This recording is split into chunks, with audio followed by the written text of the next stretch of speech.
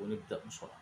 مبدئيا اتقال من فترة كده من 4-5 أيام، أنا طبعا بقالي أكتر من 4-5 أيام ما بطلعش عشان كنت بس مريض شوية، كان عندي مشكلة في رقبتي والحمد لله تعافيت منها على خير. مواقع كتير وبرامج قالت إنه أسيري، وكتب تقارير عن بعض لعيبة الزمالك وعن بعض الناس اللي هتيجي وبعض الناس اللي هتمشي وبعض الصفقات، وقال اللعيبة دي أحسن لعيبة، وقال على اللعيبة دي أسوأ لعيبة اتعاملت معاها، والكلام ده كله هري في هري، والكلام مفيش أي حاجة منه حصلت.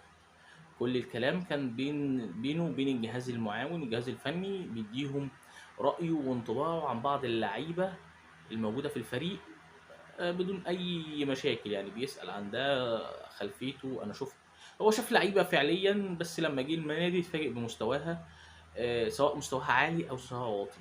تمام، خلينا بس نكون منطقيين عشان بس محدش يرمي الكلام على ناس معينة. هو طرح